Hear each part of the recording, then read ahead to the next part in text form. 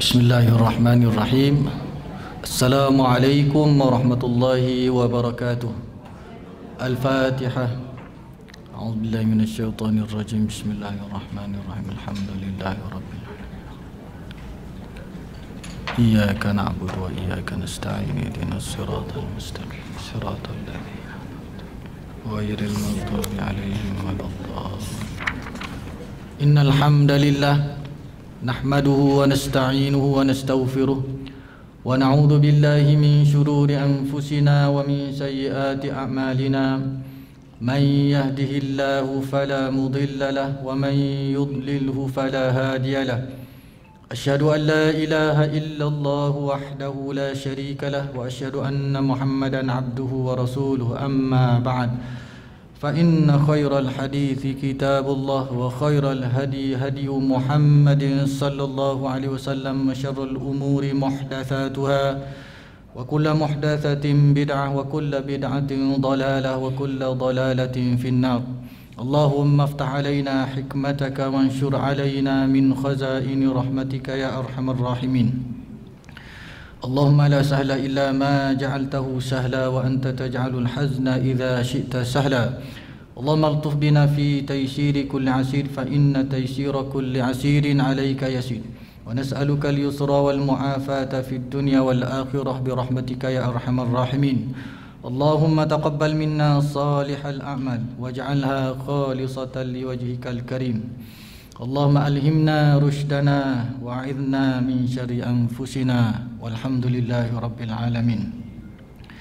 Alhamdulillah, syukur kepada Allah Subhanahu wa taala. Pada pagi yang berbahagia ini kita masih lagi dikurniakan oleh Allah Subhanahu wa taala dengan nikmat-nikmat yang banyak, nikmat kesihatan, nikmat iman Islam, keamanan, kesejahteraan. Mudah-mudahan dengannya kita dapat mendekatkan diri kita kepada Allah Subhanahu wa taala. Di antara jalan untuk mendekatkan diri kepada Allah Subhanahu wa taala adalah dengan menghadiri majlis-majlis ilmu. Selama mana kita menghadiri majlis-majlis ilmu, Allah akan dekatkan kita jalan ke syurga. Man salaka tariqan yaltamisu fihi ilma sahhalallahu lahu tariqan ilal jannah. Sesiapa yang keluar menuntut ilmu Allah Ta'ala, Allah permudahkan baginya jalan ke syurga. Man kharaja fi talabil ilmi fahuwa fi sabilillahi hatta yarja'. Sesiapa yang keluar kerana menuntut ilmu, dia seolah berada fi sabilillah sehingga dia pulang. Talabul ilmi faridatun ala kulli muslim. Dalam satu riwayat muslimah, menuntut ilmu itu satu kefarduan bagi setiap muslim dan juga muslimah. Jadi mudah-mudahan dengan kita menghadiri majlis-majlis ilmu ini, Allah Subhanahu wa taala membuka kepada kita jalan-jalan hidayah, petunjuk dan mendekatkan kita ke syurga Allah Subhanahu wa taala insya-Allah. Pada pagi ini kita sambung lagi pengajian kita dalam pengajian fiqh menggunakan kitab Al-Fiqhul Manhaji wa ala madhhabi al-Imami Asy-Syafi'i. Kalau tak ingat saya 2 minggu lepas ke, yang terakhir saya ada bagi satu soalan supaya selesaikan. Siapa yang dapat jumpa jawapan? Lupa. Soalan pun lupa. Lama sangat. Soalannya berbunyi, sekiranya air mustamal dikumpulkan, air itu menjadi 2 kolah, adakah air itu dikira sebagai air mutlak atau masih juga kekal sebagai air mustamal? Muhadarah akan datang, saya nak dengar. Kena carilah, tanya ustaz mana-mana yang mengajar kat masjid depan rumah kita tu, ataupun besan kita seorang ustaz ke, telefon dia tanya. Ataupun menantu kita seorang ustaz, tanya dia apa penyelesaian kepada masalah fiqh ini. Jadi air yang telah digunakan untuk berhadas kita panggil, yang mana ianya tidak dia kuncinya kita kena ingat air musta'mal ini tidak cukup 2 qalah, itu saja. Air yang telah digunakan untuk bersuci yang mana air itu tidak mencukupi 2 qalah, maka ianya dikira musta'mal dalam mazhab kita Al-Imam Syafi'i. Okey, soalannya sekiranya air musta'mal yang telah digunakan itu dah dikumpulkan, kumpul-kumpul cukup 2 qalah. Nah, adakah ianya masih kekal sebagai musta'mal ataupun ianya bertukar menjadi air mutlak? Mana air mutlak ni la yunajjisu syai', tidak akan menajiskan sesuatu pun melainkan berubah 3 sifat tu. Bau, rasa dan juga warna. Jadi muhadarah akan datang saya nak bertulis setiap orang tulis nama, tulis jawapan, bagi ke Ustaz Mizan. Kita kira salah satu daripada kuis lah. Lepas tu satu je. Kena banyak? Nak lagi? Jawab yang tu dulu. Minggu depan bagi tulis kat kertas satu. Okey, kemudian pada pagi ini saya nak kongsi satu zikir. Sebelum kita masuk, zikir ini yang diajar oleh Nabi SAW kepada Sa'ad, dan salah satu daripada ikhtiar untuk doa kita mustajab oleh Allah Subhanahu Wa Taala. Jadi untuk doa kita dimakbul ni banyaklah. Antara kita pilih masa-masa tertentu, masa yang mustajab, ataupun kita ulangi zikir-zikir tertentu yang menyebabkan doa kita itu diterima oleh Allah Subhanahu Wa Taala. Jadi salah satunya dalam satu hadis Nabi SAW daripada Ibnu Umar berkata, qala Nabi SAW, ya Sa'ad, wahai Sa'ad. Sa'ad ni Sa'ad bin Abi Waqqas, lau da'auta ala man bainas samawati wal ard, sekiranya kamu berdoa dengan doa ini ke atas sesiapa sahaja yang berada di antara langit dan bumi. Maknanya kita berdoa kepada orang dengan kebaikan ke, ataupun orang zalim kepada kita, kita berdoa kepada dia dengan doa ni, menggunakan doa ni, zikir ni, lastujiba laka, nescaya pasti akan dimustajab kepada kamu. Fa abshir, maka terimalah berita gembira ini wahai ya Sa'ad, wahai Sa'ad. Apakah zikir itu? Sama ada kita pernah dengar pun atau tak pernah. Siapa pernah dengar hadis ni? Dah boleh kongsi kepada kita zikir tersebut? Tak, siapa yang pernah dengar dia baca dulu, betul ke tak betul? Saya nak tengok. Ada yang ni, yang hadis ni. Subhanaka, bermula dengan subhanaka, ada? Yang tu doa Zinnun. Doa Zinnun, itu Nabi Yunus, ataupun di gelaran Zunnun yang ditelan oleh ikan paus. Itu pun salah satunya, la ilaha illa anta subhanaka inni kuntu minadh dhalimin. Kita ulang-ulang 100 kali sehari. Ini subhanaka la ilaha illa anta ya dzal jalali wal ikram. Subhanaka, ikut subhanaka la ilaha illa anta ya dzal jalali wal ikram. Ulang-ulang kalau boleh 100 kali. Lepas tu kita mohonlah kepada Allah Ta'ala apa saja keinginan kita, mudah-mudahan dengannya Allah Subhanahu Wa Ta'ala memakbulkan permintaan kita. Subhanaka la ilaha illa anta ya dzal jalali wal ikram. Kemudian sebelum kita masuk juga ada persoalan persamanya, seorang yang bertayamum dalam keadaan ketiada air. Itu memang tayamum ini disyariatkan apabila tiada air untuk kita mengharuskan solat. Jadi penemuan air sebelum mengerjakan solat, adakah batal tayamum? Ya. Bila kita tak ada air, tiba-tiba nak solat, sebelum kita bertayamum, kemudian kita nak solat, kita jumpa air sebelum bersolat, idza wujidal ma, kaedah kata idza wujidal ma batalat tayammum. Apabila didapati air maka terbatallah tayammum. Jadi kalau sebelum solat maka terbatal tayammum, kena ambil wuduk. Kemudian soalan kedua, penemuan air selepas solat. Bila kita tak jumpa, kemudian kita berijtihad. Kita berijtihad maknanya air ni dah tak ada dah.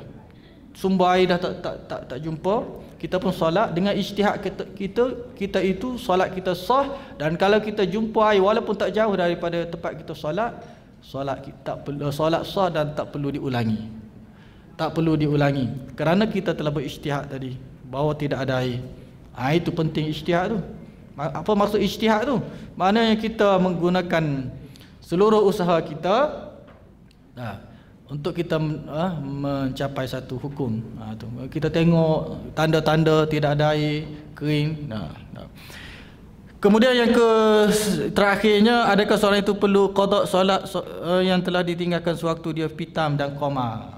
Ni kita panggil orang pitam, orang koma, orang gila ni ghairu mukallaf. Orang yang tidak mukallaf. Jadi selama mana orang itu gila, dalam tempoh gilanya itu, maka selepas tu dia walaupun dia sedar selepas tu, dia tak perlu qada sebab dia tidak mukallaf. Orang mukallaf ni orang yang dibebankan kepadanya perintah Allah. Bila dia tidak mukallaf, dia tidak dibebankan dengan perintah Allah. So kenapa dia perlu qada? Dia tidak dibebankan dengan perintah Allah. Jadi tak perlu qada. Begitu juga orang kanak-kanak. Adakah kanak-kanak waktu dia kanak-kanak tu dia kena qada? Tak, sebab dia ghairu mukallaf. Ketika itu dia tidak mukallaf, maka dia tak perlu qada. Begitu juga di sini orang yang qoma lama contohnya, pitam lama, dalam tempoh itu dia tidak mukallaf, lalu tidak diwajibkan kepadanya untuk qada dalam tempoh itu. Kemudian kita masuk kepada pengajian kita pada pagi ini, sambungan, iaitulah mut'ah.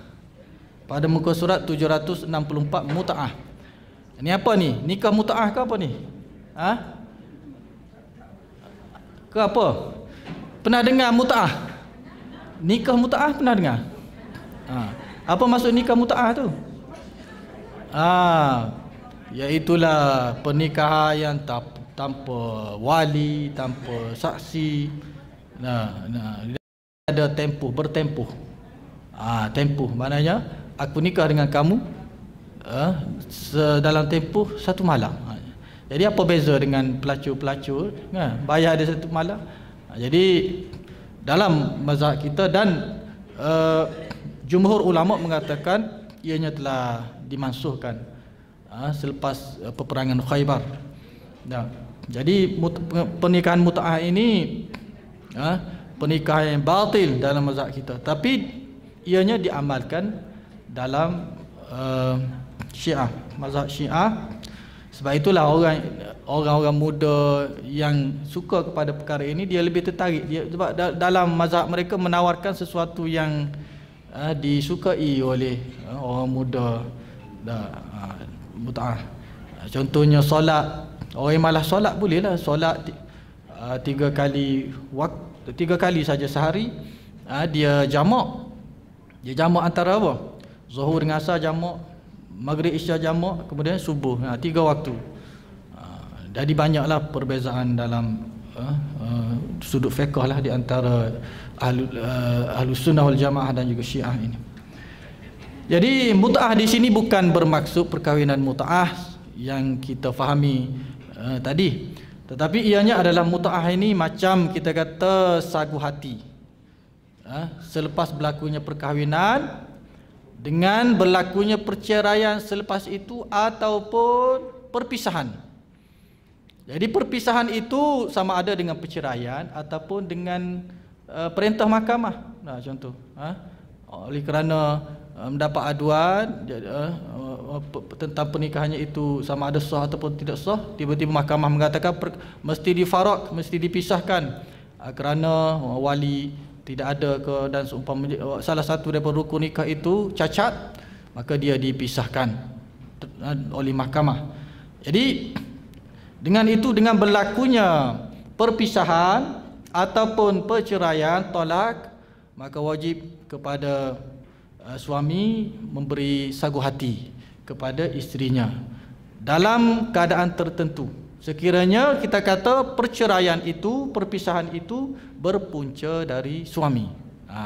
Kalau berpunca dari isteri, sebagaimana kita belajar selepas ini, kadang-kadang tak perlu bagi pun, dalam keadaan tertentu tak perlu bagi pun mas kahwin kalau berpunca dari isteri. Jadi kita tengok apa yang dimaksudkan oleh mut'ah di sini. Al-mut'ah berasal dari kalimah al-mata'. Pernah dengar al-mata'? Ad-dunya, dalam satu hadis lain, ad-dunya mata'un. Dunia itu adalah perhiasan, nikmat. Wa khairu mata'iha al-mar'atus salihah. Dan sebaik-baik perhiasan dunia adalah perempuan-perempuan yang salihah, yang baik, yang patuh kepada agamanya, yang tidak memeningkan kepala suaminya. Jadi kalau makin ramai isteri makin pening kepala. Sebab apa nak kena berhadapan dengan kerenah-kerenah. Ada kerana isteri, ada kerana. Jangan kata isteri saja ada kerana, suami pun ada kerana juga. Sebab itu perkahwinan itu bermaksud perkongsian. Mana berkongsi ini melengkapi, saling melengkapi. Sebab itu kita tengok kadang-kadang Allah jadikan pasangan itu tak sama dari sudut ciri-ciri, dari sudut sifat. Kalau suami itu kuat membebel, cakap saja, nak berhenti tu, nak stop tu, nak cari bus stop tak jumpa. Biasanya suami ini jenis senyap. Biasa macam tu Allah pasangkan. Kalau dua-dua jenis murai, macam mana? Kejap-kejap bunyi cawang pecah. Kejap-kejap putih sejuk terbalik. Sampai putih sejuk terbalik tu, hebat tu dia punya pertarungan tu. Kedua-duanya jenis belajar jurus. Yang ni taekwondo, yang tu silat cekak Hanafi. Jadi kebiasaannya Allah pasangkan itu cantik. Dia tak sama, saling melengkapi antara satu sama lain. Sebab itu Allah sebut wa ja'ala bainahuma mawaddatan wa rahmah. Ada Allah jadikan di antara dua pasangan itu mawaddah, perasaan kasih sayang, cinta, warahmah, dan belah kasihan di antara satu sama lain. Jadi kalau tidak ada belah kasihan, tidak ada kasih sayang dalam perkahwinan, maka tidak tercapailah hasrat perkahwinan, hikmah di sebalik perkahwinan. Lalu di depan sana Allah sediakan perceraian, jalan terakhir.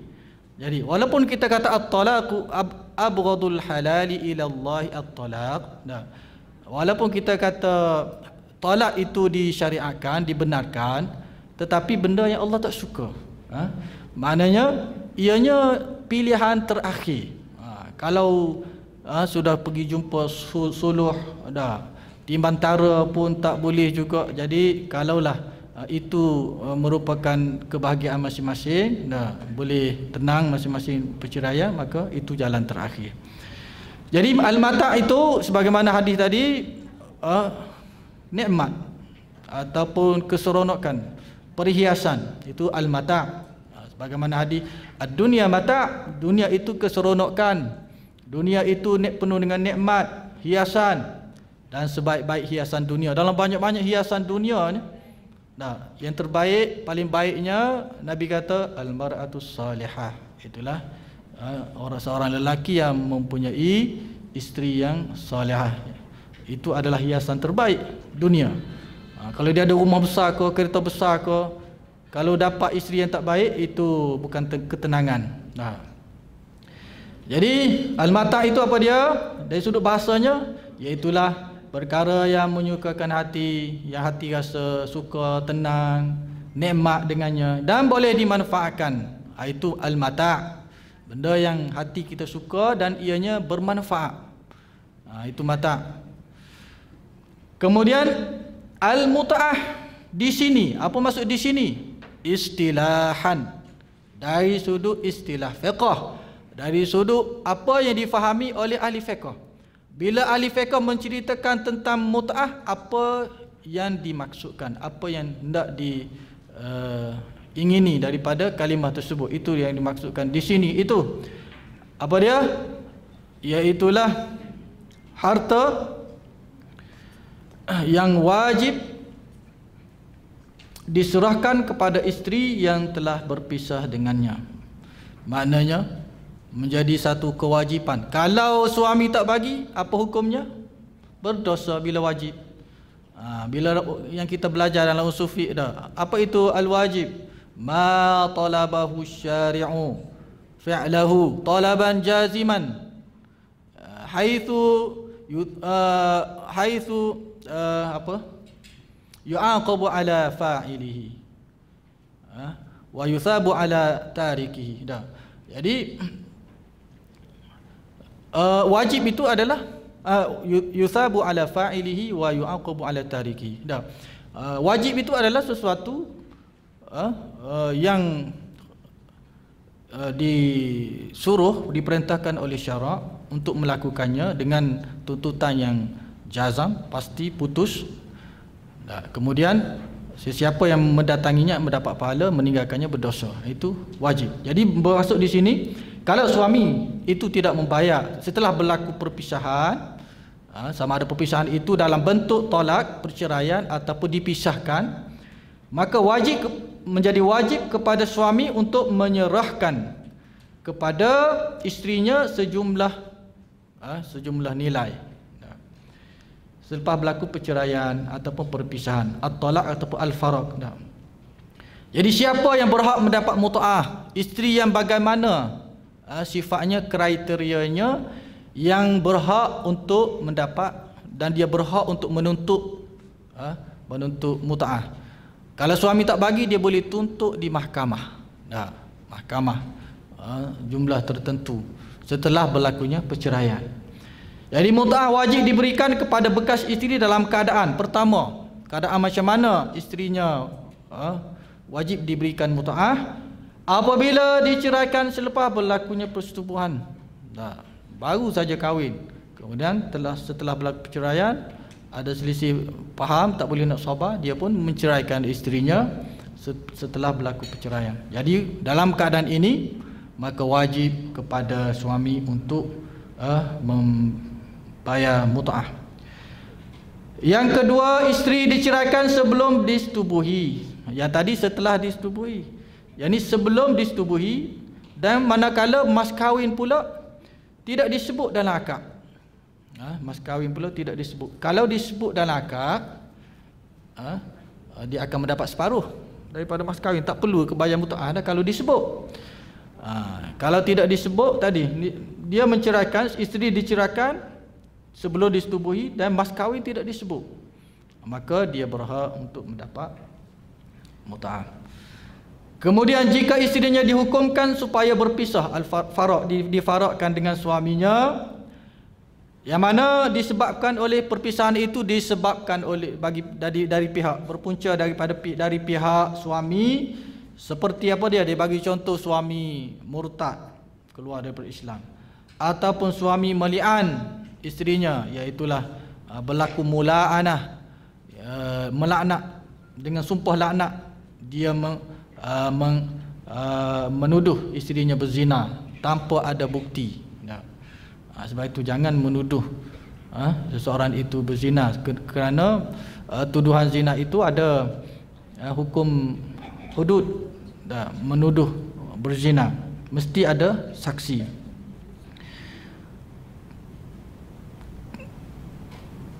Perpisahan juga hendaklah berlaku selepas persetubuhan. Perpisahan itu, faraq itu berlaku selepas berlaku persetubuhan atau sebelum persetubuhan, tetapi mas kahwin tidak disebut dalam akad macam tadilah. Kemudian jika isteri diceraikan sebelum persetubuhan dan mas kahwinnya disebut dalam akad, isterinya tidak berhak mendapat mut'ah. Kerana apa? Kerana dia telah mendapat separuh daripada mas kahwin. Separuh mas kahwin, walaupun tak berlaku persetubuhan, tapi dalam mas kahwin, dalam akad itu disebut mas kahwinnya sekian-sekian, dia akan mendapat separuh. Kemudian dalil wajibnya mut'ah. Dalil wajib memberi mut'ah kepada mereka yang telah disebutkan ialah firman Allah. Yang ini para perempuan kena tahulah haknya, hak-hak yang sepatutnya didapati oleh seorang perempuan bila berlakunya perceraian. Kadang-kadang perempuan dia tak ada ilmu. Dia bila bercerai dia balik rumah mak dia, tak ada tuntutan apa-apa ke. Jadi sebab itu kena belajar biar tahu apa hak dia berlaku perceraian, hak yang sepatutnya dia dapat daripada bekas suaminya, harta pencarian ke, ataupun kalau perebutan anak, hak hadanah, dia kena file di mahkamah. Itu. Jadi dalil wajib memberi mut'ah kepada mereka. Allah SWT berfirman, la junaha alaikum in talaqtumun nisaa ma lam tamassuhunna aw tafridu lahunna fariidah wa matti'uhunna 'alal musi'i qadaruhu wa 'alal muqtiri qadaruhu mata'an bil ma'ruf haqqan 'alal muhsinin. Dan tidaklah kamu bersalah dan kamu tidak menanggung bayaran mas kahwin jika kamu menceraikan isteri-isteri kamu sebelum kamu sentuh ataupun bercampur dengannya, atau sebelum kamu menetapkan mas kahwin untuk mereka. Walaupun demikian hendaklah kamu memberi mut'ah. Memberi mut'ah iaitulah pemberian sagu hati kepada mereka yang diceraikan itu, iaitulah isteri-isteri, iaitu suami yang senang hendaklah memberikan sagu hati menurut ukuran kemampuannya. Jadi ini kita kata ukuran ataupun nilai mut'ah itu adalah bergantung kepada keadaan dan situasi keuangan suami. Kalau suami itu seorang yang kaya, ada harta, maka banyaklah mengikut ukuran tu. Macam kita kata nafkah juga. Nafkah tidak ada hak tertentu, hak nafkah suami kepada isteri. Mengikut kemampuan juga, mengikut kemampuan. Jadi hendaklah suami yang senang hendaklah memberikan sagu hati menurut ukuran kemampuannya. Suami yang susah pula menurut ukuran kemampuannya. Sebagai pemberian sagu hati menurut yang patut lagi menjadi satu kewajipan. Haqqan, disebut ini haqqan 'alal muhsinin. Satu kewajipan kepada orang-orang yang berbuat kebaikan, orang yang baik. Jadi orang yang tak bagi nafkah, orang yang tak baik, ini maksudnya. Maksud mukhalafah di sini, orang yang tak bagi mut'ah, bercerai, dia ni ada harta, dia tak bagi kepada bekas isterinya, maka dia bukan orang yang baik Islamnya. Kalau orang yang baik mesti dia akan menurut perintah Allah SWT dengan memberikan sagu hati kepada bekas isterinya setelah berlakunya perceraian ataupun perpisahan. Kemudian qadar, kita tengok sebanyak mana qadar mut'ah itu. Dalam menentukan qadar mut'ah, kemungkinan kedua-dua suami isteri boleh bersetuju dengan kadar tertentu atau sebaliknya. Yang paling penting sekali, kalau kedua-duanya boleh berbincang dan mengambil kata putus jumlah sekian-sekian. Kemudian kalau kita kata suami nak bagi satu jumlah, tiba-tiba isteri tidak bersetuju dengan jumlah itu. Dia kata kamu ni kaya, meniaga besar, bagi sikit. Jadi berlaku pertikaian. Lalu diangkat ke mahkamah lah untuk menentukan. Mahkamah akan nilai lah pendapatan suami, harta suami ada, lalu dia nilai berapa nilai. Ataupun dia isteri menuntut jumlah tertentu yang mana suami tak boleh nak, tak bersetuju, pergi ke mahkamah, mahkamah akan tentukan. Jika mereka bersetuju dengan kadar harta tertentu sama ada sedikit ataupun banyak, maka kadar itulah diterima oleh isteri. Kalau kedua-duanya bersetuju, mut'ah itu sah berdasarkan apa yang dipersetujui. Sah sama ada duit ataupun harta, kereta ke apa ke, rumah ke contohnya nak bagi, itu tak ada masalah kalau berlaku persetujuan. Ini yang menjadi masalahnya sekiranya berlaku perselisihan. Ini banyak berlaku ni selisih. Yang pihak isteri menuntut lebih daripada sepatutnya, pihak suami pula bagi sedikit. Jadi berlaku pertikaian dalam perkara itu. Jadi dalam menentukan qadarnya, maka di sini peranan hakim lah, qadi. berhak menentukannya berdasarkan keadaan mereka berdua, susah senang suami. Jadi qadi ataupun hakim akan mengambil kira kesemua itu, pendapatan, harta yang ada, harta sepencarian dan seumpamanya. Jadi hakim akan tengok dari sudut susah senang suami, keturunan isteri dan sifat-sifatnya. Firman Allah SWT, wa matti'uhunna 'alal musi'i qadaruhu wa 'alal muqtiri qadaruhu. Hendaklah kamu memberikan mut'ah, pemberian sagu hati kepada mereka yang diceraikan itu, iaitu suami yang senang hendaklah memberikan sagu hati menurut ukuran kemampuannya, suami yang susah pula menurut ukuran kemampuannya. Ataupun dalam ayat yang walil mutallaqati mata'un bil ma'ruf, bagi perempuan-perempuan yang diceraikan itu berhak mendapat mut'ah dengan cara yang patut, dengan nilai yang patut. Nah ini semua dalil daripada Al-Quran untuk mengisbatkan bahawa menjadi satu kewajipan kepada suami untuk memberikan mut'ah kepada isterinya sekiranya berlaku perceraian ataupun perpisahan. Qadar mut'ah yang digalakkan, berapa yang digalakkan? Mana ini hanya saranan saja. Dari sudut qadar sebenar bergantung kepada tadi kemampuan. Yang senang bagi banyak sikit, yang susah mengikut kemampuannya. Jadi yang digalakkan, kalau boleh dia kata tidak kurang daripada 30 dirham. Kita belajar sebelum ni 1 dirham lebih kurang dalam nilai yang sekarang ini dalam 13 ringgit contoh kita kata. So 30 kali dengan 13 ringgit, mana dalam 390, 400. 400 tidak kurang lah, tidak kurang, mana minimum ke atas lah, 400 ke atas. Ni minimum, bukan kata. Tapi macam tadilah, dia bergantung kepada situasi keadaan kewangan suami tu. Kalau suami tu seorang yang senang, kaya, maka kena banyak lah. Kena banyak. Atau senilai dengannya dan tidak melebihi. Tidak. Ni sikit juga ni, melebihi separuh daripada kadar mahar misli. Tak lebih separuh. Ini yang dicadangkan, yang digalakkan. Banyak kurang itu tadilah bergantung kepada keadaan kewangan suami. Begitu juga kalau kedua-duanya tidak bersepakat, berselisih dalam penentuan qadar itu, maka boleh dituntut di mahkamah dan hakim akan menilai pada situasi, tengok situasi suami dan juga status isteri itu sebagaimana tadi. Jadi hikmah kenapa syariat Allah SWT mewajibkan mut'ah kepada suami selepas berlaku perceraian. Walaupun kita kata selepas bercerai ni tak ada apa-apa hubungan dah, kenapa kena bagi pula kat dia? Jadi kenapa syarak mewajibkan kepada suami untuk memberi mut'ah kepada bekas isterinya? Mesti ada di sana hikmah. Kita tengok, iaitulah yang pertama sekali untuk mengambil hati isteri yang telah diceraikan. Mesti tak nak mesti ada kecewa, sedih. Walaupun kita kata perceraian itu diminta, kadang-kadang isteri yang mohon perceraian kerana tak tahan dengan suami dan seumpamanya.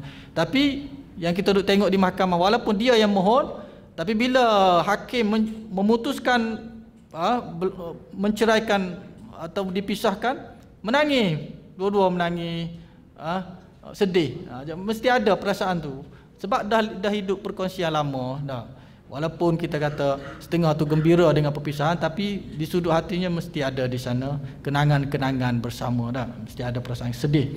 Jadi untuk mengambil hati isteri yang telah diceraikan sewaktu dia meninggalkan kehidupan bersuami, ambil hati dia yang sedih, yang duka lara, yang kecewa itu.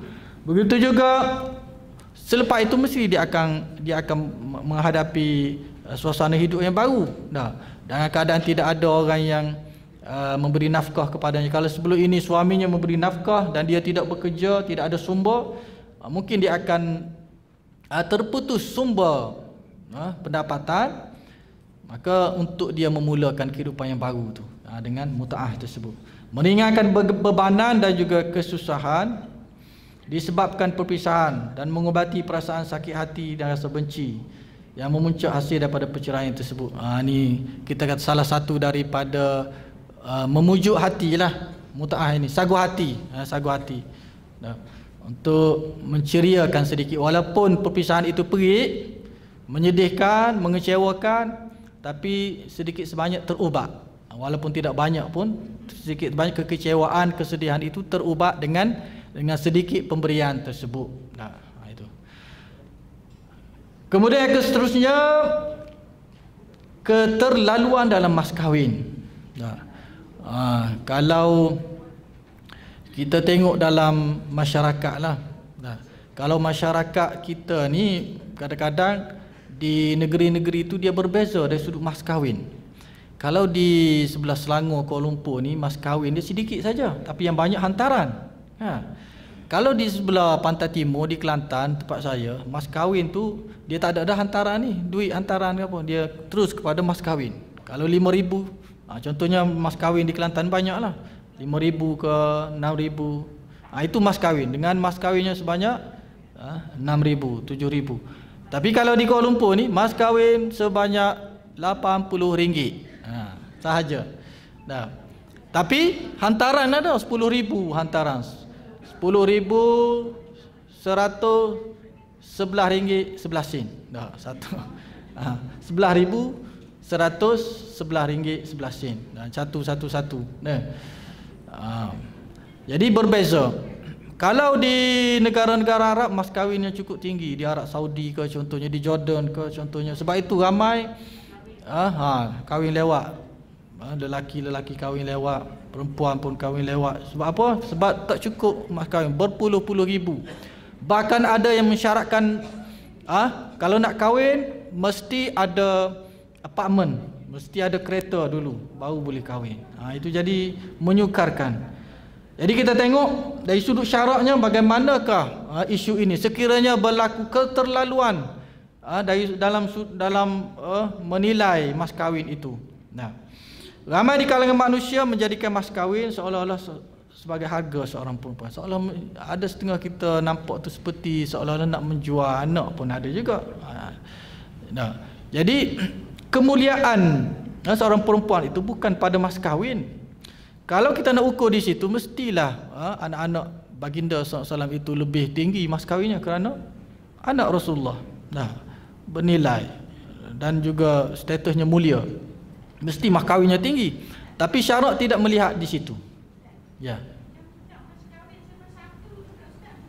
Apa maksud serba satu tu? Serba satu. Tu hantaran, bukan mas kahwin. Dengan hantaran serba satu. Serba satu. Jadi kelaluan dia boleh, hukumnya makruh menetapkan tinggi mas kahwin ni makruh. Dan dari sudut syarak pula kurang berkat. A'zamun nisa'i, Nabi SAW sebut a'zamun nisa'i barakatan ai saruhunna maunah. Perempuan yang paling banyak berkat, perempuan yang senang mas kahwinnya, menyenangkan, tidak menyusahkan. Itu dari sudut keberkatan. Jadi kalau nak harta, insya-Allah dengan tak ada orang boleh kaya dengan mas kahwin ni. Jadi kalau dah perkahwinan itu, perempuan itu berkat, dengan Allah akan buka jalan rezeki selepas itu. Tak perlu nak menjadikan mas kahwin itu sebagai nilai harga kepada perempuan. Kalau nak kira harga diri seorang perempuan itu lebih jauh lebih bernilai. Tapi mas kahwin ini tanda ingin perkahwinan, tanda lambang keinginan untuk berkahwin, itu komitmen. Komitmen untuk menjaga ikatan perkahwinan tersebut. Jadi mereka yang menyangka mengenakan mas kahwin tinggi adalah lambang kemuliaan keluarga dan keagungan perempuan. Oleh itu mereka menaikkan kadar mas kahwin, keterlaluan dalam menilainya untuk memperlihatkan nilai pengantin perempuan dan kemuliaan kedudukan keluarganya serta berbangga dengan persiapan dengan perabot rumahnya. Kadang-kadang kita tengok perkahwinan yang mewah, wedding of the year, contohnya, digembar-gemburkan, ditaja, kemudian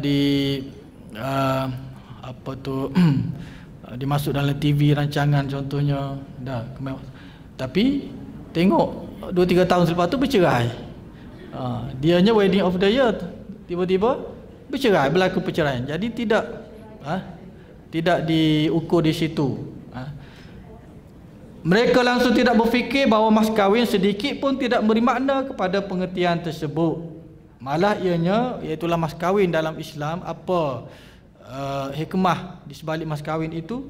Iaitulah untuk menandakan lambang kepada keinginan untuk berkahwin, komitmen untuk berkahwin. Itu saja. Maknanya ikatan tu mulia, mesti ada komitmen. Nak tunjuk komitmen pihak suami ni kepada pihak isteri itu. Ia juga merupakan pemberian untuk memuliakan perempuan dan lambang kecintaan dalam membina kehidupan rumah tangga yang bahagia. Itu saja. Bukan kata lambang kemewahan, kekayaan dan seumpamanya, nak menunjukkan kekayaan. Tidak di situ. Mereka tidak memikirkan kerosakan masyarakat hasil daripada tindakan tersebut. Apa kerosakan masyarakat hasil daripada menilai yang tinggi ni? Tadilah, bila dalam satu masyarakat itu nak kahwin itu perlu menyediakan mas kahwin yang tinggi, maka di sana akan berlaku susah nak kahwin. Jadi lelaki-lelaki ni nak kena cari duit dulu, menyediakan duit mas kahwin dulu sebelum kahwin, menyebabkan perkahwinan dia tu, tempoh perkahwinan itu lama, nak tunggu untuk kahwin. Jadi dalam tempoh itu maka terdedahlah dia kepada maksiat-maksiat. Kalau dia tak boleh jaga hawa nafsunya, dia akan pergi ke tempat-tempat yang haram. Jadi kalau kita permudahkan, cepat dia kahwin, maka terselamat dari sudut penjagaan maruah dirinya, sama ada lelaki ataupun perempuan sama. Ya.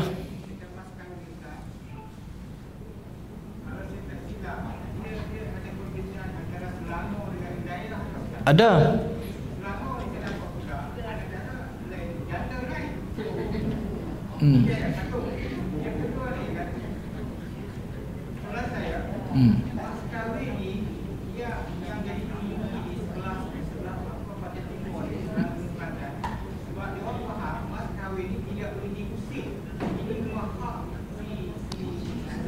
Bukan faham, memang kena macam tu. Mas kahwin maksudnya hak mutlak kepada isteri. Ya.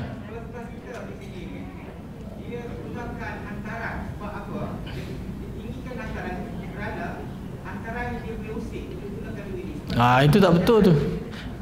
Pemikiran tak betul tu. Bagi nak guna balik.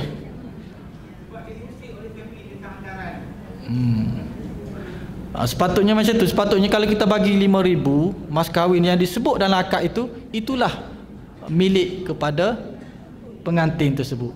Wali tak boleh ambil sedikit pun daripada mas kahwin tersebut. Jadi kalau bagi 80, jadi 80 je. Jadi 80 tu yang tak boleh usik. Yang 10,000 tu boleh usik sebab dia hantaran. Itu tak betul pemikiran macam tu. Sebab itu maknanya kalau tengok kepada mas kahwin Nabi SAW dan juga para isteri baginda SAW, 12 uqiyah. 12 uqiyah ni yang kita telah terjemahkan sebelum ini, kita tukar kepada ringgit lebih kurang 6,240. Itu mas kahwin Nabi. Kebiasaan yang Nabi kahwin dan juga letak kepada anak-anak baginda SAW. Jadi lantai pun, jadi samalah konsep yang digunakan pakai oleh Pantai Timur itulah. Mana duit itu untuk perempuan tersebut. Mungkin diambil kepada hadis mengatakan perempuan a'zamun nisa'i barakatan aisaruhunna mahra. Perempuan yang paling besar berkatnya adalah perempuan yang paling ringan mas kahwinnya. Jadi dia pun letak 80. Jadi kemungkinanlah falsafah di sana. Kemudian kesan buruk yang menimpa masyarakat hasil daripada qada mas kahwin yang tinggi terlalu banyak. Antara dia kata apa dia? Antaranya menyebabkan para pemuda dari kalangan golongan yang tidak berkemampuan dan miskin ini tidak mampu untuk berkahwin kalau terlalu tinggi. Jadi ramai lambatkan teruna-teruna ni. Jadi akan begitu melahirkan masalah-masalah sosial lah. Ini menghalang daripada berkahwin. Faktor ini mendorong kepada mengikut jalan syaitan, perzinaan, melakukan perkara yang keji. Dengan itu kebaikan bertukar menjadi kerosakan. Dalam zaman sekarang ini, akses untuk perkara yang buruk, maksiat ni mudah sangat, di hujung jari saja. Jadi lebih-lebih lagi lah perlu dipermudahkan perkahwinan. Contoh kalau yang biasa juga yang berlaku kadang-kadang tu, bila anak ataupun sama ada anak lelaki dan perempuan ni masih belajar, contohnya dia minta kepada ibu, bagus sebenarnya anak dia faham diri dia minta nak kahwin. Kalau kita sebagai ibu bapa, kalau kita tahu nampak dia kesungguhan nak kahwin, bagi je kahwin, bagi je. Sebab dia bila dia minta tu maknanya dia dah rasa satu wajib dah dia ni kahwin. Jadi kalau kita sekat belajar dulu, kita duduk jauh, dia duduk di universiti contohnya, dah berkawan dengan girlfriend ke apa dia panggil tu, boyfriend ke ada ke contohnya sama dia. Jadi kita halang, takut di sana dia memilih jalan yang haram, jalan yang tak betul. Jadi kalau kita nampak ianya telah wajib, maka bagi saja berkahwin. Tentang kita kata kalau kahwin macam mana nak hidup, in yakunu fuqara yughnihumullahu min fadlih. Sekiranya mereka miskin, Allah akan mengayakannya. Allah akan rezeki, Allah yang bagi, bukan kita. Rezeki di tangan Allah Subhanahu taala. Kemudian kalau lahir anak Allah yang memberi rezeki kepada anak tersebut melalui pintu jalan macam-macam cara lah Allah Subhanahu taala buka. Jika para pemuda mempunyai isteri yang mampu menjaga kehormatan mereka, sudah tentu akhlak mereka terjaga. Sebab itu Nabi SAW sebut, idza tazawwajal abdu faqad istakmala nisfa dinih falyattaqillaha fin nisfil baqi. Apabila seorang hamba itu berkahwin, dia telah menyempurnakan separuh daripada agamanya, maka dia kena sempurnakan separuh lagi. Maksud di sini telah terjaga. Sebab itu Nabi SAW sebut, ya ma'syarasy syabab, wahai pemuda-pemuda, man istata'a minkumul ba'ah falyatazawwaj. Siapa yang mampu maka berkahwinlah, fa innahu aghaddu lil basar, kerana dengan perkahwinan itu boleh menjaga pandangan. Maknanya boleh tutup, sebab nafsunya telah ditundukkan. Dia telah ada saluran untuk saluran yang halal untuk dia menyalurkan nafsunya. Kemudian mereka ini tidak keluar meraya-raya bila dah kahwin. Orang yang kahwin ini dia ada tanggungjawab. Kebiasaan kita melihat kehidupan seorang yang telah berkahwin dengan seorang yang belum berkahwin itu berbeza. Kalau sebelum kahwin dia ni selalu lepak di kedai-kedai, berkawan, tak balik rumah. Bila kahwin tak boleh lagi nak lepak-lepak, dah ada tanggungjawab, dah ada isteri, dah nak jaga kebajikan isteri. Jadi telah terjaga di situ. Sesiapa yang menjagahi sunnah Nabi sallallahu alaihi wasallam, dengarlah sabda Nabi mengenai mas kahwin. Bagaimana hadis yang saya bacakan tadi, inna a'zaman nikahi barakatan.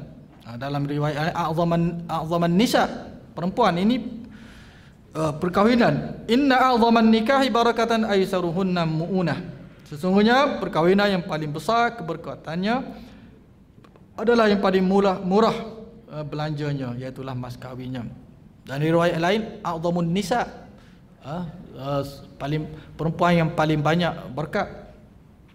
Khairun nikahi aisaruhu, sebaik-baik perkahwinan adalah yang paling mudah, yang paling mudah. Jadi permudahkanlah, jangan meninggi. Kita tengok sekadar kemampuan, dan juga tidak nampak dalam masyarakat, dalam adat itu bahawa itu adalah nilai yang terlalu tinggi, sehingga menyebabkan golongan lelaki atau turunan ini tak mampu untuk berkahwin. Oleh itu tidak ada kebaikan dan keberkatan apabila mas kahwin dijadikan satu perniagaan yang mempunyai udang di sebalik bantu untuk mendapatkan kekayaan dan berbangga dengan sahabat lain. Berbangga-bangga, anak kamu berapa mas kahwin? 5,000. Oh, tak standard dia kata. Anak aku 20,000, 30,000 contohnya ya. Jadi bukan ukuran di situ. Anas bin Malik berkata Nabi SAW telah melihat kesan-kesan berwarna kuning di baju Abdurrahman bin Auf. Baginda bertanya, "Ma hadza? Apakah ini?" Beliau menjawab, "Aku telah berkahwin dengan seorang perempuan dengan mas kahwinnya timbangan emas seberat biji kurma." Sabda Nabi SAW, "Barakallahu laka awlim walau bisyatin." Semoga Allah memberkati kamu, maka hendaklah kamu kendurilah, buatlah kenduri walaupun seekor kambing. Awlim maknanya sunat, ini perintah. Jadi Nabi SAW mendoakan keberkatan. Jadi nilai dengan sebesar tu, nilai emas dengan sebesar biji tamar tu kecil lah maksudnya, tidaklah besar sangat dari sudut nilai. Jadi Nabi SAW dengan mendengar jumlah mas kahwin sebanyak itu yang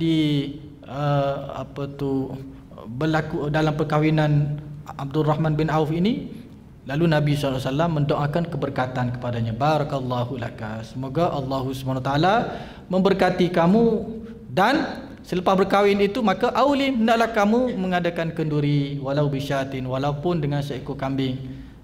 Jadi menunjukkan kepada kita kenduri itu, walimah itu adalah hukumnya sunat muakkadah, sunat muakkad yang sangat dituntut. Jadi Nabi SAW mendoakan keberkatan kepada Abdurrahman. Maksud keberkatan di sini adalah apa maksud berkat? Berkat maknanya kebaikan yang sentiasa bertambah. Kita mohon keberkatan. Apa itu berkat? Berkat ni kebaikan yang bertambah-tambah. Jadi keberkatan itu kebaikan yang banyak di dalam perkahwinannya, walaupun mas kahwinnya hanya timbangan emas seberat sebiji biji kurma, maknanya dari sudut nilainya sedikit sajalah. Apabila keberkatan diperolehi, mereka akan melipat gandakan mas kahwin. Apakah keberkatan yang diperolehi oleh mereka yang melipat gandakan mas kahwin? Ini pertanyaan baliklah kepada kita. Jadi dengan tidak meninggikan mas kahwin itu, Allah SWT memberikan keberkatan kepada perempuan dan juga ikatan perkahwinan tersebut. Sayyidina Umar Al-Khattab berkata, "Janganlah kamu meninggikan mas kahwin, kerana sesungguhnya jikalau ia satu kemuliaan di dunia atau kemuliaan di akhirat, sudah pastilah orang yang paling berhak berbuat demikian adalah Nabi SAW. Kalaulah nilai mas kahwin itu menjadi tanda kepada kemuliaan, pastilah Nabi SAW lebih berhak untuk meninggikan mas kahwin anak-anak baginda SAW, kerana anak baginda adalah orang yang paling mulia, perempuan yang paling mulia di atas muka bumi. Jadi kalau itu tanda arasnya, benchmarknya kemuliaan dari sudut mas kahwinnya, mestilah anak baginda SAW mas kahwinnya tinggi. Tapi tidak sedemikian, penanda arasnya tidak sedemikian. Tetapi baginda tidak pernah memberikan mas kahwin kepada mana-mana isterinya ataupun mana-mana putrinya. Tidak pernah diberikan lebih daripada 12 uqiyah yang saya sebutkan tadi, sebanyak 480 dirham. Jadi lebih kurang 6,240 kalau kita nak tukar, 6,000 lebih, 6,500 lah. Jadi kalau boleh dalam range itulah, 6,700. Ya.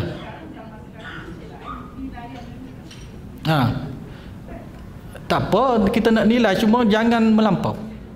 Kalau kita rasa tu zaman Nabi, zaman sekarang nombor 10,000 tu nombor, tak apa, tak ada masalah. Yang menjadi masalah ni yang dinilai oleh masyarakat. Ni mahal, ni tak mampu ni, 30,000, 40,000 macam tu. Mungkin dalam suasana sekarang ni ekonomi dan seumpama 10,000 tu biasa, 10,000 hingga 15,000 tu biasa. Yang lebih 40,000, 50,000 itu yang mungkin sedikit kita kata keterlaluan lah. Kesimpulannya, mas kahwin yang terlalu tinggi adalah makruh. Dari sudut syarak, dari sudut hukumnya, bukan kata sah tidak sah, dia tidak melibatkan sah tidak sah kepada ikatan perkahwinan, bahkan ianya menjadi syarat kepada kepada mas kahwin itu mesti wajib kepada ikatan perkahwinan.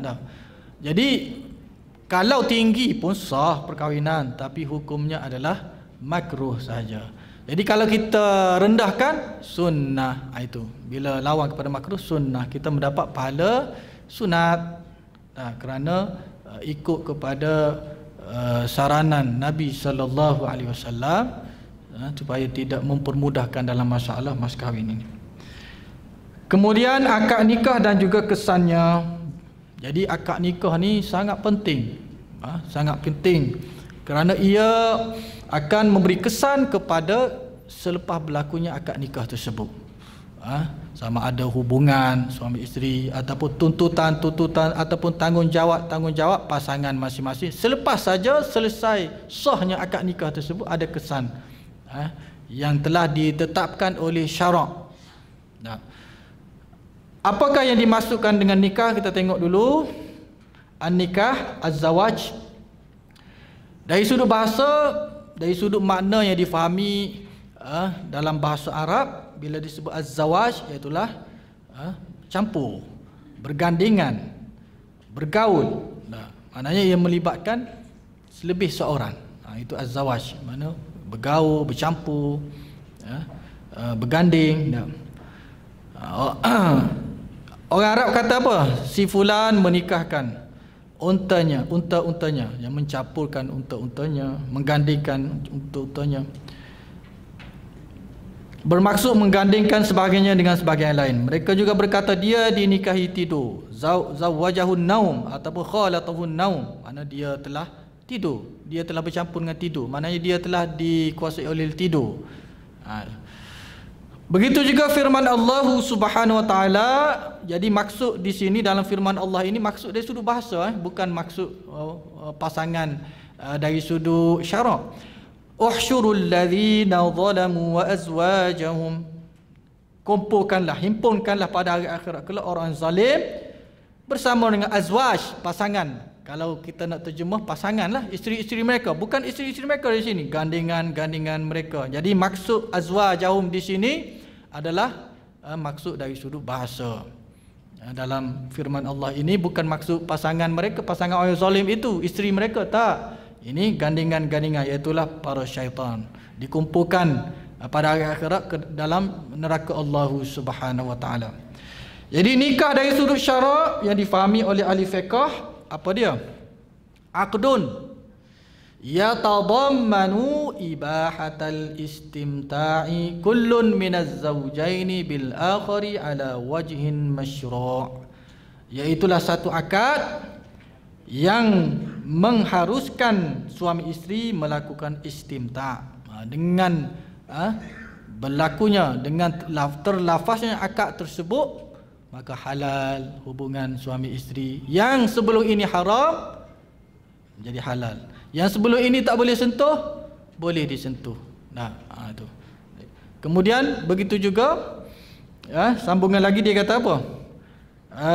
Dengan cara yang syar'i, maknanya berhubungan dengan suami isteri itu dengan cara yang dibenarkan oleh syarak. Ada cara yang tak dibenarkan oleh syarak, waktu haid tak boleh kau contohnya, melalui dubur kau contohnya tak boleh. Jadi boleh istimta' dengan cara yang syar'i, dengan yang dibenarkan oleh syarak. Jenis-jenis an-nikah. Jadi nikah ni ada dua.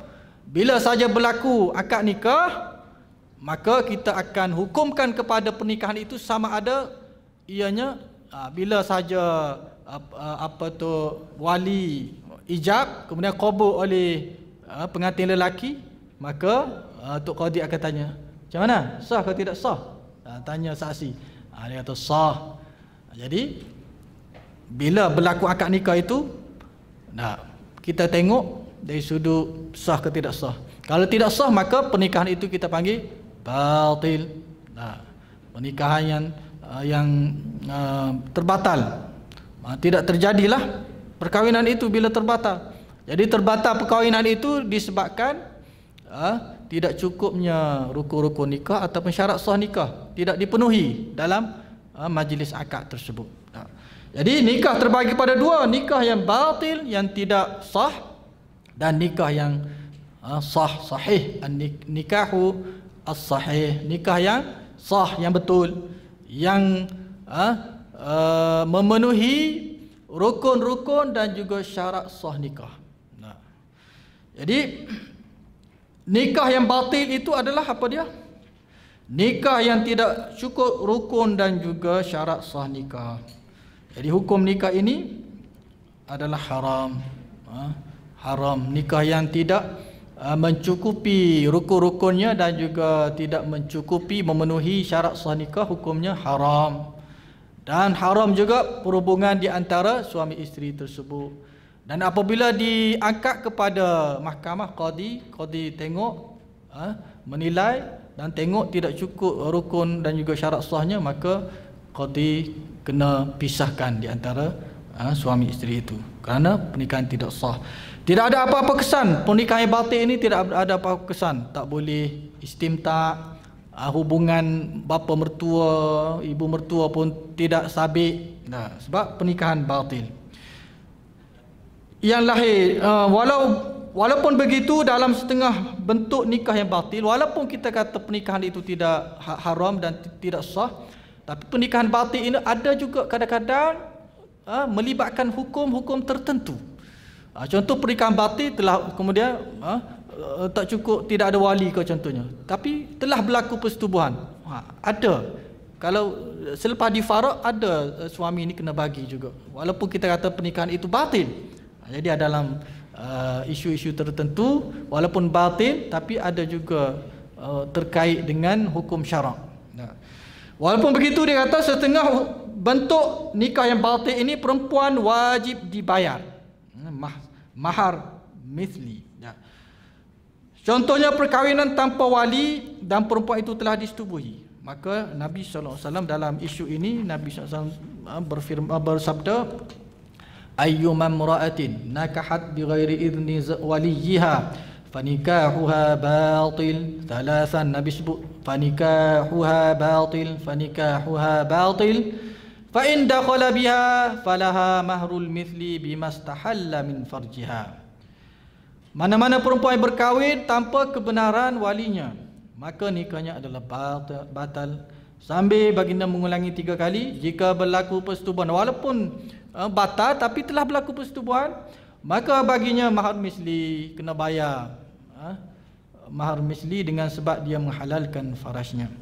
Jadi walaupun kita kata pernikahan itu batal, tapi ada terkait juga dengan hukum syarak sekiranya berlaku situasi seumpama itu. Jadi nikah yang sah apa dia? Nikah yang cukup rukun dan juga syarat sah perkahwinan. Perkahwinan ini melahirkan kesan-kesan dan tanggungjawab yang akan disebutkan nanti. Kemudian kita tengok hukum akad nikah. Hukum akad nikah, akad mempunyai hukum-hukum yang banyak. Kita telah sebut ketika membicarakan mengenai hukum nikah sebelum ini. Jadi hak-hak dan juga tanggungjawab selepas akad nikah. Ni kita nak tengok ni kesan selepas berlakunya akad apa dia. Sebab besar dengan akad, dengan kita kata lafaz yang mudah, pendek, tetapi kesan daripada akad itu selepas ianya dilafazkan mempunyai kesan yang cukup besar. Yang pertama kita tengok halal. Kesannya halal bagi suami isteri untuk beristimta'. Yang haram dengan akad tersebut telah menjadi halal baginya untuk berseronok dengan isterinya dalam bentuk yang syar'i yang dibenarkan oleh syarak. Firman Allah Subhanahu wa taala, nisa'ukum haruthul lakum fa'tu haruthakum anna syi'tum. Al-Baqarah 223. Isteri kamu adalah kebun tanaman kamu, datangilah kebun tersebut bagaimana yang kamu sukai. Itu selama mana ianya dibenarkan oleh syarak, datanglah kebun kamu mengikut kamu sukai. Jadi halal. Dengan akad nikah tersebut menghalalkan hubungan yang sebelum ini haram di antara lelaki dan juga perempuan. Itu satu. Yang kedua, kesan daripada akad nikah, isteri wajib mengikuti, patuh kepada suaminya. Bahkan ianya adalah amalan soleh yang paling mudah untuk memasukkan seorang perempuan itu ke dalam syurga. Kalau sebelum berlaku akad, dia tak wajib patuh, dia suruh apa pun tak patuh, tak berdosa. Tapi selepas saja selesai akad, apa saja yang disuruh itu yang tidak bersalahan dengan syarak, maka wajib untuk dipatuhi oleh isteri. Sebagaimana Nabi sallallahu alaihi wasallam menyebut dalam hadis baginda, idza sallatil mar'atu khamsaha, apabila seorang perempuan itu solat 5 waktunya, wa shamat syahraha, dan dia puasa Ramadan yang wajib saja, wa hafizat farjaha, dan dia jaga maruahnya, wa ata'at zaujaha, dan dia taat kepada suaminya, faqila laha, maka pada hari akhirat kelak akan ada seruan kepadanya, udkhulil jannata min ayyi abwabi syi'ti, masuklah kamu ke dalam syurga dan pilihlah mana-mana pintu yang kamu nak memasukinya. Jadi besar pahala perempuan mentaati isterinya. Tapi perempuan mentaati suaminya, perempuan mentaati isteri pula.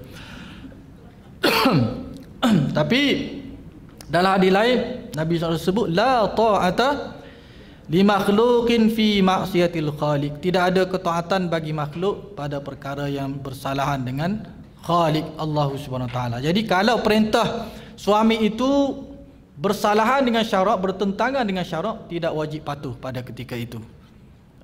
Jadi selama mana perintah ataupun suruhan suami itu ianya tidak bersalahan dengan syarak, maka wajib bagi isteri untuk mematuhinya. Bahkan dalam satu hadis, lau kuntu amiran ahadan an yasjuda li ahadin la amartul mar'ata an tasjuda li zawjiha, kalaulah aku ni diberi hak oleh Allah Ta'ala untuk memerintahkan seseorang itu boleh bersujud sesama manusia, sesama makhluk, nescaya aku akan suruh, Nabi kata, perempuan itu sujud kepada suaminya. Itu sekali dari sudut penghormatan yang seharusnya diberikan oleh isteri kepada suaminya, sekiranya suaminya itu menyuruh kepada perkara-perkara yang baik. Itu yang kedua. Kemudian yang ketiga, dia datangkan dengan hadis, idza batatil mar'atu hajiratan firasha zawjiha la'anatha al malaikatu hatta tusbih, sekiranya seorang perempuan itu bermalam dengan meninggalkan tempat tidur suaminya tanpa izinnya, malaikat akan melaknat sehingga subuh hari. Jadi kalau kita nak tidur dengan anak ke, kadang-kadang tu bila dah tua ni nak tidur dengan cucu pula. Dulu nak tidur dengan anak kan, cucu duduk dengan cucu, nak tidur dengan anak, tinggallah atuk tidur seorang. Atuk pun tak boleh dah, kena minta izin dengan dia. Ni hamba ni nak tidur dengan cucu ni, mari boleh ke? Beres dia kata. Dah. Tak apa baru boleh. Dia tak boleh dia kata. Malam ni hujan ni, hamba sejuk dia kata. Contoh. Kan? Jadi tak boleh. Kena tidur dengan dia kalau dia kata gitu. Ya. Kemudian di riwayat lain, idza da'a ar-rajulu imra'atahu ila firashih falam ta'tih fabata ghadbana 'alayha la'anatha al-malaikatu hatta tusbih. Apabila seorang lelaki mengajak isterinya ke tempat tidurnya, lalu si isteri tidak datang kepadanya dan si suami bermalam dalam keadaan marah kepada isterinya, maka si isteri dilaknat oleh para malaikat sehingga masuk waktu subuh, sampai ke esok didoa laknat oleh para malaikat. Jadi maknanya kena kalau taat, kalau dia ajak tidur. Hamba letih balik kerja, letih pun letih, dah kena ikut kemauan suami tu. Tapi tu kita kata perkahwinan ni mesti ada timbang rasa, faham, memahami antara satu sama lain. Suami pun kena faham lah, kalau isteri balik letih ke, bagi dia rehat dan seumpamanya. Contoh kalau isteri nak puasa ke, contoh puasa ni puasa sunat lah, dia kena minta izin daripada suaminya. Ni hamba hari ni hari Senin, hari Khamis ni esok hamba nak puasa lagi mana? Tak boleh, dia kata. Tengah hari nak balik, dia kata. Contoh. Contohnya, tidak ada kaitan yang hidup ataupun yang mati. Jadi gelak ni pernah ke? Jadi kalau suami kata tak apa, puasa lah. Hamba pun nak puasa juga. Kata tak apa, puasa. Jadi walaupun dalam khutbah nikah, khutbah haji wada, Nabi SAW sebut walakum alaihinna alla yuti'na fursyakum ahadan takrahuna. Hak kamu yang wajib ditunaikan oleh isteri kamu ialah mereka tidak membenarkan seseorang yang masuk yang kamu benci memijak kakinya dalam hamparan kamu. Mana masuk rumah, orang yang suami tak suka, jangan mudah-mudah kita benarkan masuk rumah. Contoh kalau suami kata adik-beradik pun, adik-beradik isteri kau contohnya kan, kalau ni mari jangan bagi masuk rumah. Jangan. Kalau orang yang suami kata tak suka, jangan benarkan masuk rumah. Tak. Itu hak suami. Tak. Rumah siapa? Rumah tu rumah isteri. Rumah kita kata rumah pasangan lah, rumah kelamin. Rumah kelamin sama juga. Walaupun kita panggil sepencarian aku. Tak boleh. Rumah kelamin mesti mendapat kebenaran daripada suami. Kemudian mas kahwin, kalau dengan akad nikah tu wajib mas kahwin. Walaupun sebut ke tidak sebut dalam akad, wajib mas kahwin dengan akad nikah tu. Mas kahwin adalah hak isteri yang diwajibkan kepada suami. Wa atun nisaa saduqatihinna nihlah. Dan berilah kepada perempuan-perempuan itu mas kahwin mereka sebagai satu pemberian.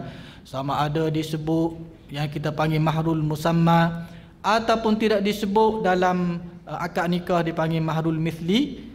Dengan akad nikah tersebut wajib mas kahwin. Itu yang ketiga. Yang keempat, nafkah kepada isteri. Jadi semua umat Islam bersepakat, semua mazhab bersepakat bahawa nafkah isteri adalah wajib kepada suami. Berapa banyak? Wa 'alal musi'i qadaruhu wa 'alal mauludi lahu rizquhunna wa kiswatuhunna bil ma'ruf. Dan kewajipan bapa memberi makan dan pakaian kepada ibu itu menurut apa yang sepatutnya. Pakai dan juga makan dan juga perlindungan tempat tinggal. Ini perkara kita panggil perkara asas, keperluan asas wajib. Askinuhunna min haitsu sakantum min wujdikum wa la tudarruhunna litudayyiqu alaihin. Tempatkanlah isteri-isteri yang menjalani iddah itu yang telah diceraikan, tolak raj'i, tempat kediaman kamu. Jangan halau dia keluar. Sesuai dengan kemampuan kamu, janganlah kamu menyakiti mereka di tempat tinggal itu dengan tujuan kamu hendak menyusahkan kedudukan mereka supaya mereka keluar meninggalkan tempat itu. Begitu juga Nabi SAW menyebut dalam hadis ketika haji wada, walahunna alaikum rizquhunna wa kiswatuhunna bil ma'ruf. Dan kamu wajiblah memberi rezeki dan pakaian kepada mereka secara yang baik. Cara yang baik, yang berpatutan, yang sesuai. Termasuk nafkah ini adalah memberi makan, minum, pakaian dan tempat tinggal, keperluan asas. Wajib disediakan kepada isteri. Jadi perkara ini akan dibincangkan secara panjang lebar. Dia tidak khusus kepada perkara-perkara ini saja. Kesihatan, apa lagi? Duit bulanan bagi. Bahagian yang sama kepada para isteri. Pembagian yang sama kalaulah dia poligami, dia pembagian bermalam, hak bermalam, nafkah sama juga. Pembagian yang sama, semua isteri diwajibkan kepada mereka yang berpoligami. Nabi sallallahu alaihi wasallam bersabda, "Idza kana 'indar rajuli imra'atani falam ya'dil bainahuma, jaa'a yaumal qiyamati wa shiqquhu saqit." Apabila seorang lelaki mempunyai dua orang isteri, tetapi dia tidak berlaku adil terhadap mereka, maka pada hari kiamat dia akan datang sebelah badannya jatuh, sengit. Nah. Jadi yang sebelah kiri saya ni, kalau tak nak hadir pada hari kiamat dalam keadaan sengit, kalau saya nampak sengit tu, maka jangan tidak berlaku adil kalau berpoligami. Ya.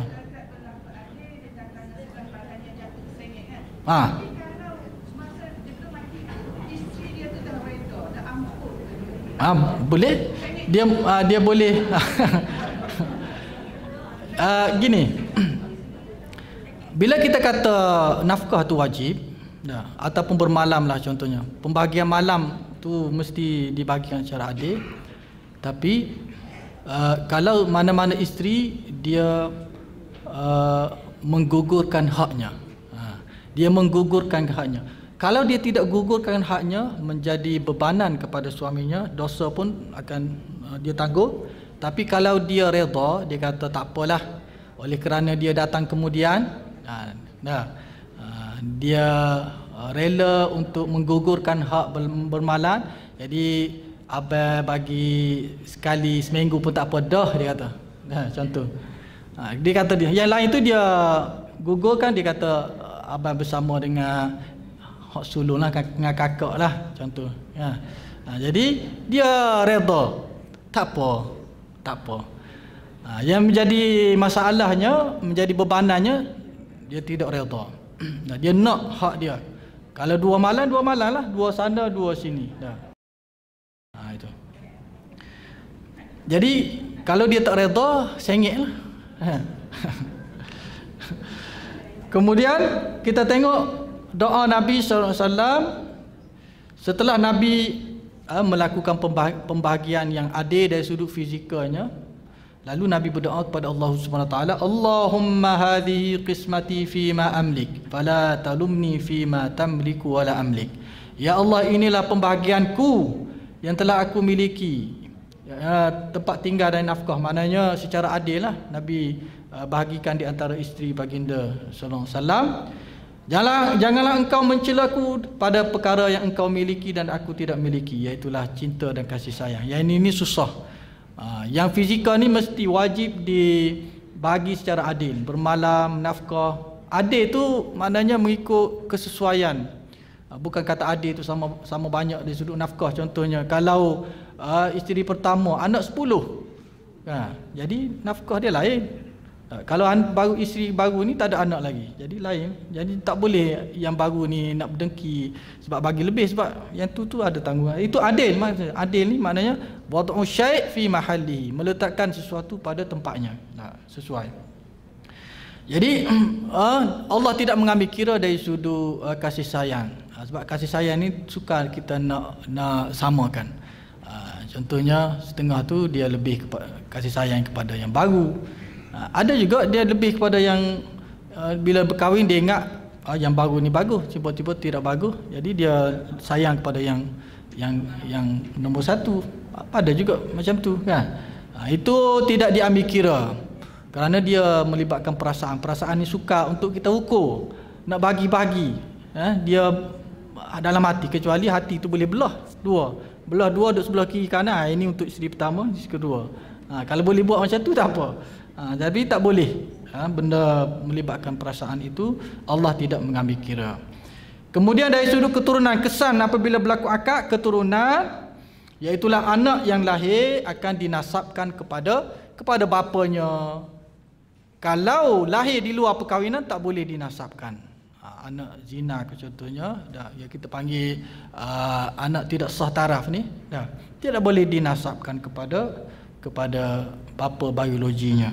Jadi anak yang lahir selepas perkahwinan akan dinasabkan kepada bapanya jika isteri mengandung mengikut masa hamil yang biasa sekurang-kurangnya 6 bulan. Kalau lahir dalam selepas 6 bulan berkahwin baru boleh dinasab. Kalau sebelum itu tidak boleh. Kalau lahir sebelum 6 bulan dikira sebagai anak tidak sah taraf.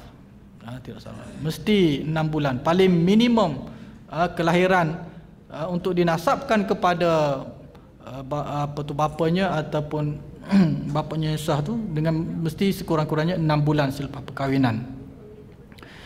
Paling lama kandungan 4 tahun. Ada juga. Di zaman Imam Syafi'i, kalau setengah riwayat kata Imam Syafi'i sendiri pun 2 tahun dalam kandungan. Yang saya ingatlah. Tapi perkara ini jarang berlaku. 2 tahun dalam kandungan ni keluar gigi penuh dah. Keluar tu suka. Gelak. Biasanya keluar menangis kan, dia gelak dengan gigi penuh. Ataupun duduk dalam kandungan dia tendang perut. Dah 4 tahun dah kan. Tendang perut. Bila nak keluar ni, bila nak keluar. Contohnya. Tapi saya zaman moden ni jangan kita tengok. Tapi kemungkinan berlaku dalam sejarah sebelum ni sehingga 4 tahun dalam kandungan. Tu yang ke-6. Yang ke-7, kesang daripada akad perkahwinan itu adalah hak pewarisan pusaka harta. Hak mewarisi harta pusaka antara suami isteri berdasarkan kepada syarat-syarat yang terdapat dalam bab harta pusaka dan berdasarkan kepada ayat-ayat faraid lah. Contohnya walakum nisfu ma taraka azwajukum illam yakul lahunna walad. Fa in kana lahunna waladun falakumur rubu'u mimma tarakn min ba'di wasiyatin yusina biha aw dayn ولهن الربع مما تركتم إن لم يكن لكم ولد فإن كان لكم ولد فلهن الثمن مما تركتم من بعد وصية توصون بها أو دين. Dan bagi kamu, wahai para suami, 1/2 daripada harta yang ditinggalkan oleh isteri-isteri kamu. Maknanya dengan sebab perkahwinan itu, kalau isteri meninggal, dapat separuh. Jika mereka tidak mempunyai anak. Tetapi jika mereka mempunyai, kalau ada anak, maka kamu peroleh 1/4 daripada harta yang mereka tinggalkan. Sesudah ditunaikan wasiat yang mereka wasiatkan dan sesudah dibayar hutangnya. Bagi mereka isteri-isteri pula 1/4 daripada harta yang kamu tinggalkan jika kamu tidak mempunyai anak. Jadi kalau pasangan itu tak ada anak, suami mati, jadi isteri dapat 1/4. Tetapi jika kamu mempunyai anak, kalau ada anak, maka bahagian mereka ialah 1/8. Isteri dapat 1/8 as-sumun daripada harta yang kamu tinggalkan sesudah ditunaikan wasiat dan jika kamu yang kamu wasiatkan dan sesudah dibayar hutang kamu. Jadi ada orang tanya saya, hutang ya, berkaitan dengan hutang. Kalau si mati meninggalkan hutang, siapa yang dipertanggungjawabkan untuk membayar hutang si mati? Anak. Ni tu dia disebut dah tu dalam ayat tu. Mesti dibayar melalui harta yang ditinggalkan. Kalau ada harta. Kalau tidak ada harta, adakah menjadi kewajipan kepada waris untuk membayar hutangnya? Macam mana? Allah SWT sebut la taziru waziratun wizra ukhra. Seseorang itu tidak akan menanggung bebanan orang lain. Dia tidak wajib bagi pewaris untuk membayarkan hutang si mati, ayahnya ke ibunya berhutang. Tetapi kalau dia bayar, itu adalah ihsan daripadanya, ihsan daripada anak-anak penerima pusaka. Jadi kalau dia meninggalkan harta sebelum difaraid, mesti dibayar dahulu hutang-hutangnya dan ditunaikan wasiat-wasiatnya, barulah bakinya itu difaraidkan. Kalau tidak ada harta, tadilah tidak menjadi kewajipan kepada waris untuk membayar hutangnya. Tapi kalau bayar, mendapat pahala dan ihsan daripadanya, bukan kewajipan dia, bukan satu bebanan ataupun bebanan yang wajib ditunaikan. Kemudian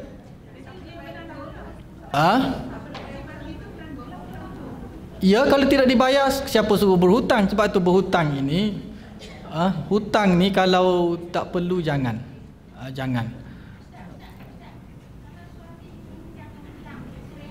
Ah.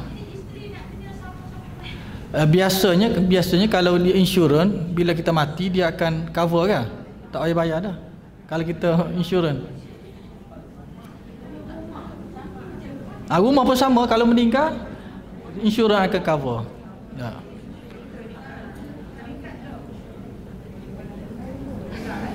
Ya.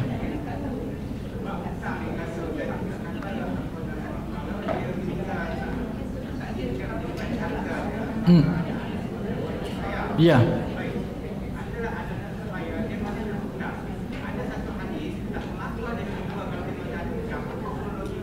Iyalah, kalau anak-anak tak tolong bayar, maknanya roh dia itu tergantunglah. Jadi tapi dari sudut hukumnya, adakah wajib anaknya membayar dengan harta anaknya sendiri? Tidak wajib. Tapi kalau dia bayar, dia mendapat pahala dan itu adalah ihsan daripadanya, bukan dari sudut hukumnya bukan wajib kepadanya untuk membayar. Yang wajibnya kita mengambil daripada harta peninggalannya untuk kita lunaskan hutang tersebut sebelum daripada dibahagikan secara faraid. Itu yang wajib.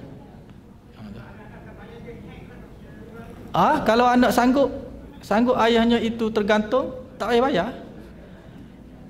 Kalau dia rasa kesihan kepada ayahnya, maka dia bayar dengan ihsan daripada dia, dan dia mendapat pahala kerana membantu ayahnya. Ya.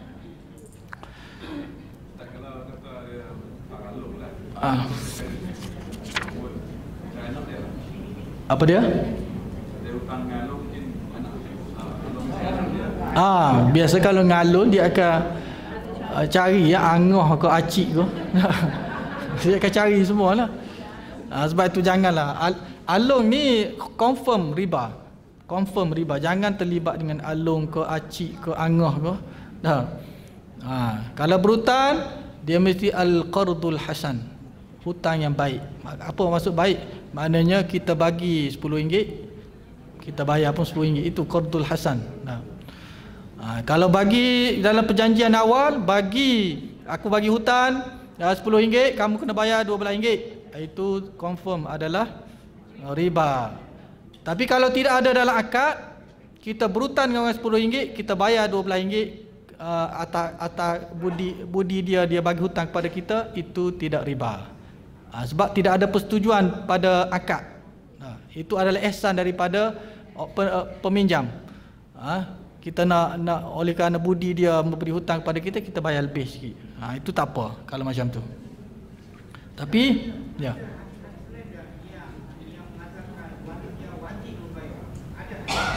Warisnya wajib tak ada.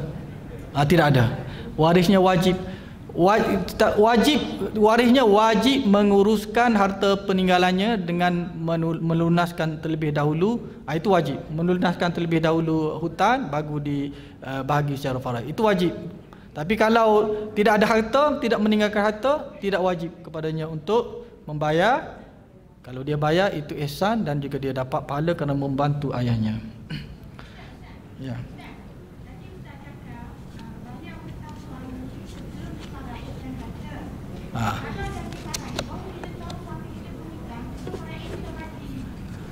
Sebab itu mana kita iklan dulu biasanya, iklan siapa yang ada hutang dah. Tapi kalau dah selepas itu kita dah bagi, kita dah ijtihad, kita kata dah tak ada dah orang tuntut, tiba-tiba selepas itu ada orang tuntut dah.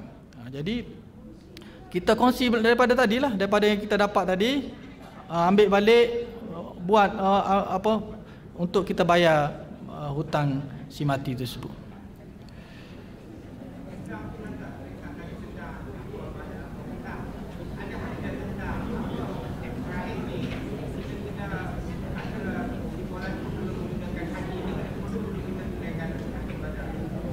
Pada haji ada hadis.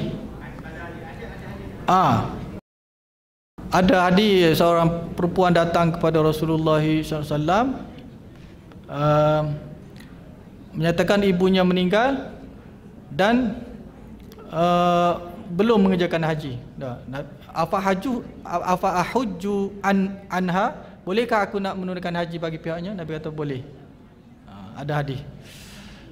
Jadi terima kasih kerana bersabar bersama dengan saya dalam sejam setengah. Sesungguhnya kesabaran dalam majlis ilmu ni menuntut kesabaran yang tinggi. Sebab majlis ilmu ni banyak ujian-ujian dia, yang hangguk-hangguk pun banyak. Jadi yang suruh ustaz ni bila nak berhenti pun banyak. Jadi mudah-mudahan dengan perkongsian ini memberi manfaat kepada kita, boleh meningkatkan kefahaman kita, meningkatkan iman kita dan juga amal soleh kita, supaya kita menjadi orang yang melakukan ibadat dengan ilmu, dengan ada ilmu. Jadi insya-Allah kita berjumpa lagi pada minggu hadapan. Aqulu qawli hadza astaghfirullahal azim li wa lakum. Assalamualaikum warahmatullahi wabarakatuh. Bismillahirrahmanirrahim. Alhamdulillah wassalatu wassalamu ala Rasulillah wa ala alihi wa sahbihi wa man wala. Allahumma faqihna fid din wa 'allimna at-ta'wil. Allahumma ij'alna minal ulama'il 'amilin.